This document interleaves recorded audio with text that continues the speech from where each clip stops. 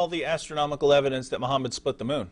Yeah. Well, unfortunately, Rick Larson has not been able to get the moon to split any time around the life of Muhammad. But maybe Muslim scientists will use, what is it, the number 13 or 19 or whatever, yeah, and somehow he'll punch that in and he can make it split. You know? Just make it clear, the reason why we say that Jesus was at least 2 years old is because of Matthew chapter 2. Matthew chapter 2 says that Herod killed children 2 and under. Yes. It doesn't make sense that Herod would order the deaths of children 2 and under if Jesus was an infant. He would order the death of infants.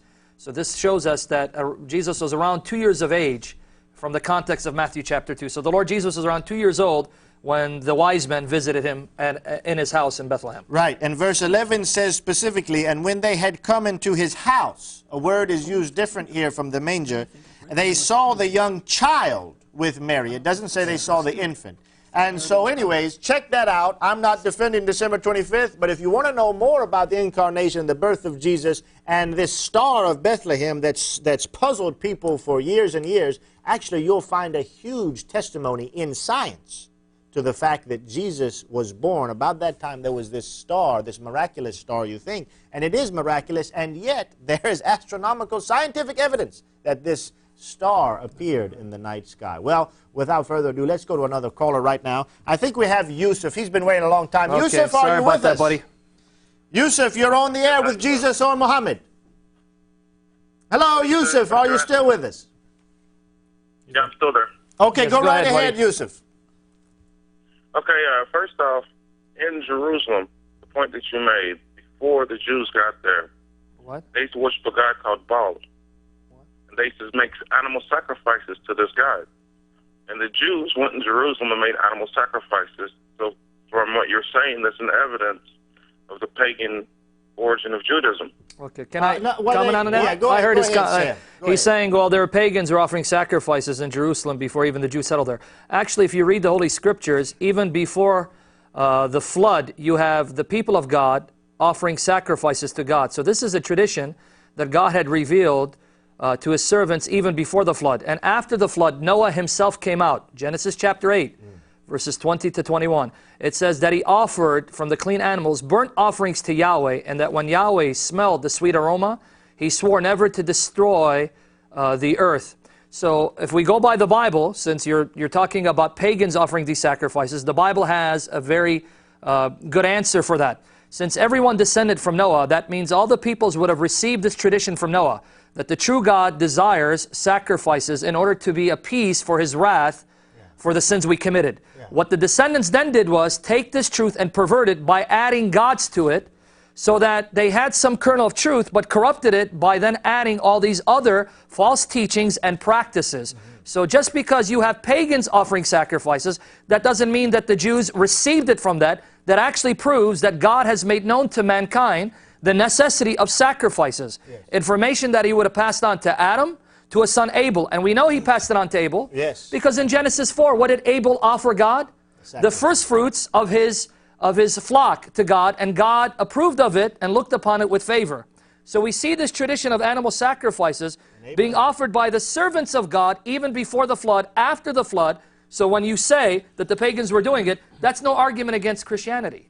And by the way, according to the Quran, Cain and Abel both offered offerings. So, yeah, even the Quran says that. Chapter 5 of the Quran. If you're saying, no, these offerings of Cain and Abel and the Jews and everyone else were from paganism, you haven't said that you're a Muslim, I don't think, but you'd have to say that the Quran is derived from paganism. Furthermore, one more thing, Yusuf, before we let you answer. Allah himself in the Quran provided a kebsh, provided a ram in place of, we believe, Isaac, in place of Abraham's son. He provided a ram for Abraham to sacrifice, and that's why Muslims are supposed to sacrifice animal meat. But before we criticize Islam anymore, are you an atheist?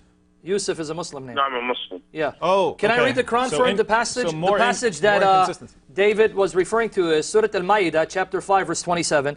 Long before the flood, here the Quran confirms that the two sons of Adam offered sacrifices. Let me read it. Chapter 5, Surah Al-Ma'idah, verse 27. And recite to them the story of the two sons of Adam. In truth, when each offered a sacrifice, it was accepted from the one, but not from the other. The latter said to the former, I will surely kill you. The former said, verily Allah accepts only from those who are al-muttaqun. So here, the Quran agrees with what I just said. It agrees with the scriptures. Long before the flood, God had made known to his righteous servants, even to the wicked, Cain was wicked obviously, that sacrifices are a means through which you can appease God. So your argument doesn't follow as far as the Christian understanding of sacrifices are concerned. Okay, Yusuf, go ahead. All right, no one's arguing that point. The point was that in Jerusalem, the pagans sacrificed animals. And I answered you why they would. So we answered that. Yes, but yes. I So mean, well, you are arguing the point. And by the way, Yusuf, in Mecca, the pagans sacrificed animals too. So what's your point? His point is saying, well, we have pagan origins as well. If we're saying that these practices are pagan, no, it does not follow. We didn't because you have no proof. See, here's the difference. This is a false analogy. You have absolutely no proof that the practices of the pagans of Mecca originated from monotheism, from Abraham or Ishmael. However, we have proof both from the Old Testament and the Quran that animal sacrifices that was observed even by the pagans would have been something known to them because you and I both, we're not atheists, believe that everyone descended from Noah. So that means information would have been passed on from Noah to his children and then their children and then their children until somewhere in the line they corrupted the religion and added pagan elements. In order for your argument to be analogous, Yusuf, in order for your argument to be analogous to what David said about the pagan practices of Islam, you must show that Abraham, Ishmael instituted it, and similar to what happened in this case, their descendants then corrupted it by adding pagan beliefs and practices. What's your proof? Okay, let's let Yusuf talk because we're going to have to go to a break as soon as Yusuf is done. Yusuf, go ahead and make your point as strong as you'd like it, and then we're going to have to go to a break. We'll come back and answer it. Go ahead. Okay, the proof is this was done before Moses instituted it. So therefore, Moses did instituted a pagan practice. And another thing I want to ask you, what you said... He's even ignoring what I just said. Okay. That it says that Christians and Jews pay for Muslim sins. I want you to read that to us. Okay, my pleasure. What was that? He wants to see where does Jews and Christians pay for Muslim sins. Yeah, the hadith. My pleasure, right here. Hold on, let me get it up. Thank you for asking, because now I want you to see what you're going to do with this. Give that hadith. Okay, here it goes. Yeah. I have it right here. Okay, let's see. Let me read it. And by the way, it's not a passage, it's actually 4 passages, 4 separate hadith in Sahih Muslim. I don't know how many Sam's going to read. This is from Sahih Muslim. Write this down, Yusuf. Sahih Muslim, book 37, number 6665. Sahih Muslim, book 37, number 6665, number 6666, and number 6668. Now I'm going to read them, but I hope you get the references down. Here's the subheading. Chapter 8, throwing of non-believers in hellfire for believers as divine grace and mercy. Did you hear the subheading? Okay, now let me read it. Abu Musa reported that Allah's messenger said, when it will be the day of resurrection, Allah will deliver to every Muslim a Jew or a Christian and say, that is your rescue from hellfire. That's number 6665. Let me read number 6666.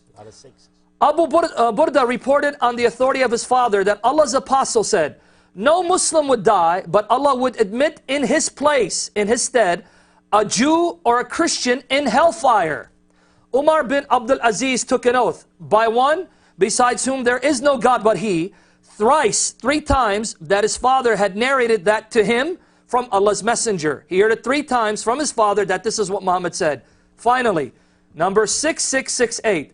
Abu Burda reported Allah's messenger as saying, there would come people amongst the Muslims on the day of resurrection with as heavy sins as a mountain. They're sinners, wicked.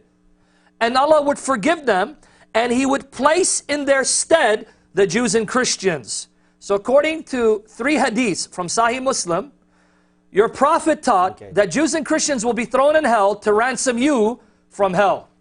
Okay, Yusuf, if you want to stay on the line, we've got to take a break. If you stay on the line, we'll get to your response as soon as we come back from the break. So if you choose to stay on the line, you're welcome. Just wait, we'll take a break, and we'll be right back with your response. We're going to take that break right now.